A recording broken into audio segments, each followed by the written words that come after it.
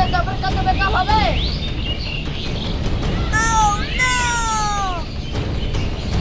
এই ফোন কি?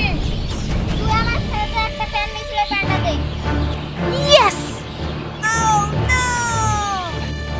এই শোন, হ্যালো আবার আমার মেকআপগুলো লিখছি, মেকআপগুলো করতে। দে তোর মেকআপ। Oh my gosh!